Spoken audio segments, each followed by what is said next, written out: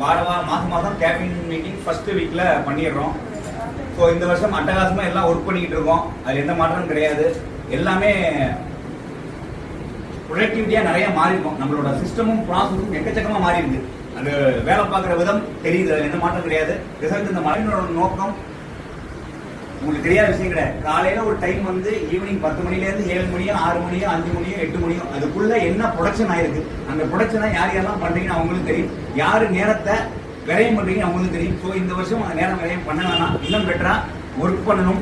திருப்பியும் ஒரு ஆள் ஜெயிக்கிறதுக்கு காரணம் சூழல் தான். ஒரு சூழலுக்குள்ள எந்த சூழலுக்குள்ள இருந்தாங்களோ அது அடாப்ட் ஆயிடுவாங்க. இது அருமையான சூழல், இது அருமையான அமைப்பு. இந்த அமைப்புக்குள்ள இருந்தா நம்ம டைவர்ட் ஆகிறதுக்கு வாய்ப்பு கிடையாது. கொஞ்சம் ஸ்லோவானாலும் ஒரு ஆள் பிளாட் பண்றது, ஒரு ஆள் பேசுறதை வச்சு நம்ம திருப்பி உள்ளுக்குள்ள போயிடலாம். கேப் ஆகாது. ஏன்னா சூழல் இந்த சூழலை உருவாக்குறதுக்கு நிறைய முயற்சி எடுத்து பிரமாதமான சூழல் வந்திருக்கு. நிறுவனத்துக்கு வேற ஒரு வெற்றி பாதை கடவுள் அமைச்சு கொடுத்துருக்காங்க. ஸோ இப்போ அதை பயன்படுத்துறதுக்கு நம்ம ஆயத்தமா இருக்கு.